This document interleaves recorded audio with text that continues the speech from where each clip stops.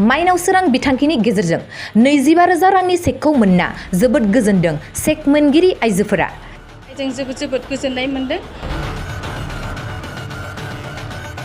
BTR सरकारा होनाय माइनाव सोरां बिथांखि बादियै गुबुन बियाबफोराव होनाय बादिनो दिनैबो 37 नं धोनसिरि बियाबाव गं 63 सेल्फ हेल्प ग्रुपनो 25,000 रांनि चेकखौ राननानै होबाय।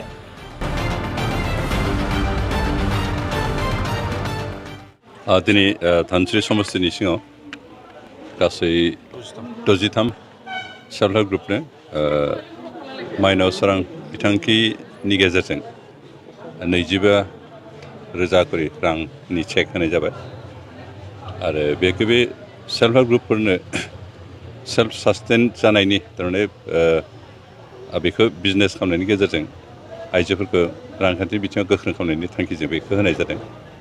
सिगांनि सरकारनि समाव बेबायदि होआखै, होदोंबाबो मालाबा 5,000 6,000 बिदि होनानै बिथांमोनखौ जास्ट फुस्लायनानै गावसोरनि इलेक्सन समाव हाथियार हिसाबै बाहायबोदोंमोन। खिन्थु जों बेखौ बाहायनो सानाखै। जों जिखिनि हायो बेखिनिखौ होनानै बिनि गेजेरजोंनो जाहाथे आइजोफ्रा बेखौ सेल्फ हेल्प ग्रुपफ्रा बिजनेस खालामनायनि गेजेरजों जे रांखान्थि बिथिङाव गोख्रों जानो हायो बे नोजोर होनानैसो होनाय जादों। जों आसा खालामदों जे जोंनि आइजोफ्रा बेखौ मोजाङै बाहायगोन, बाहायनानै अन्तत बिजनेस मोनसे बिजनेस बिथांमोना स्टार्ट खालामगोन जायखौ बिथांमोना मोजां मेनेज खालामनो हायोब्ला अन्तत मोनसे सेल्फ हेल्प ग्रुपआ मोनफा मा बुंगोन मोनसे मोजां बिजनेस सेन्टार हिसाबै बिथांमोना गायसननो हागोन बेखौ आसा खालामदों। इतिमধ্যে जों उदालगुरि जिल्लायाव जिखिनि समस्ति दं बेनि भितराव रौता, धनसिरि, भैरबकुन्द, हरिसिंगा, बेनिफ्राय माबा मा बुंगोन मुदैबारि, बेनिफ्राय खलिंगार बेखिनिया होजोबखांबाय। जोंहा दा मोनथाम बाखि दंबावो, बेनो जाबाय खैराबारि, भेरगाव आरो ननेसरफां। ओमफ्राय पासनेसर गासै मोनब्रै बाखि दङ। बे मोनब्रैखौ जों होगोन। इतिमধ্যে खैराबारि आरो माबाया डेट फिक्स खालामबाय आरो ननेसरफाङा 31 तारिखआव होगोन, 30 तारिख आरो 31 तारिखआव। बेनिफ्राय माबाया गाबोन होगोन भेरगाव समस्तिया, मात्र पासनेसरफाङा दाख्लै डेट फिक्स खालामनो हायाखै, जों बेखौ थाबैनो होगोन। जों आसा खालामदों जे गासै एबार जों 3,000निख्रुइ बांसिन सेल्फ हेल्प ग्रुपफोरनो इतिमধ্যে चेक होनायनि बेब'स्थाखौ खालामदों फार्स्ट माबा हिसाबै किस्ति हिसाबै, आरो नेक्स्ट किस्ति बाखिखिनि जों होलांबाय थागोन। जों आसा खालामदों बे माबानि गेजेरजों अन्तत जों आइजोफोरखौ इलेक्सन समाव जिखिनि खोथा होदोंमोन बिनि 100% नङाबाबो जों 50%खौ गोजोन होनो हादों। आंथ' जोबोद साबायखर बावनो सानो जोंनि बिटिआर सरकारखौ, बिखेकखे जोंहा प्रमद बर' सारनि दैदेननायाव दिनै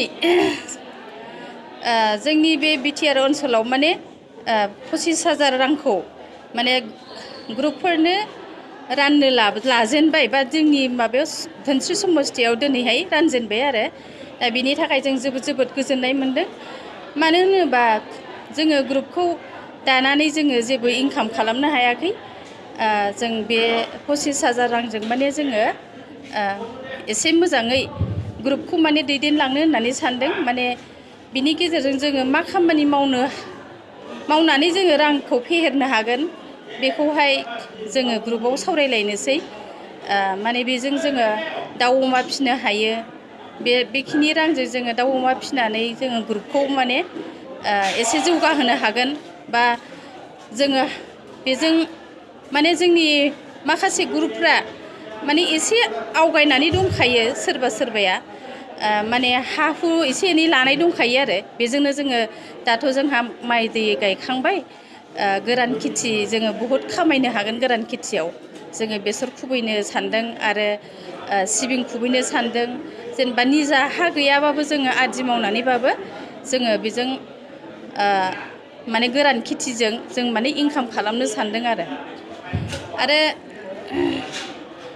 माने बेजों आरो जोङो थारमाने खायफा ग्रुपफोरा सानो फैसाखौ मोनखांनानै एसे राननानै जानोसै होननानै, खिन्थु जोङो बुंलायनाय जादों आरो जों सावरायलायनाय जादों जोंखौथ' इनकाम खालामनोसो होदों, जों बेल' रांखौ राननानै जानानै मा जानो, जोङो बेजों माने एसे इनकाम खालामग्रोनानै लानानै नांगौबा जोङो उनावहाय जों बिनि लाबखौ जोङो राननानै लानो हागोन। बेखिनियानो। বহুত সুখী, ভাল লাগিছে। বিটিআৰ চৰকাৰৰ কি আহ্বান জনাব?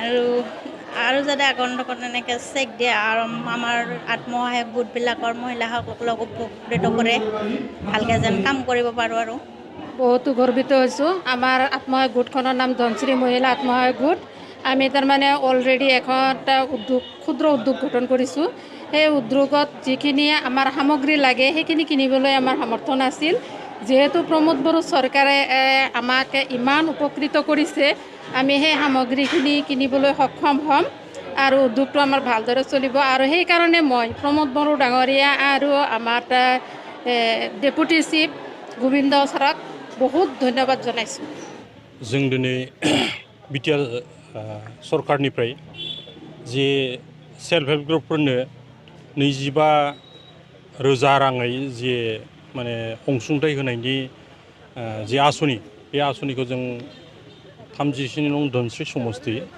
रौता डेभेलपमेन्टनि ब्लकनि आन्दाराव जों दिनै होनो मोननानै गोजोननाय मोन्दों मानो होनना बुङोबा थांनाय बिटिसिनि इलेक्सन समाव बियो इउपिपिएलनि मोनसे इलेक्शननि इस्ताहारमोन जे सरकार जानो हायोब्ला जों मोनफ्रोमबो सेल्फ हेल्प ग्रुपनो मोनसेयाव 25,000 खनथाम किस्तियै 75,000 होनायनि जों आसनि लागोन होननानै जे प्रतिश्रुति होदोंमोन आरो दा बे प्रतिश्रुतिखौ जों दिनै पालन खालामनो हानानै गावखौनो गोजोननाय मोन्दों रायजोफोरनो होनो हानानै आरो बे बेलायाव आङो बिटिआर गभर्नमेन्टनि मानव गेदेर प्रमोद बर' सार आरो लोगोसे गोविन्द चन्द्र बसुमतारी सार बिथांमोनखौ आङो रोजा रोजा आङो साबायखर होदों धोनस्रीबासिनि जानानै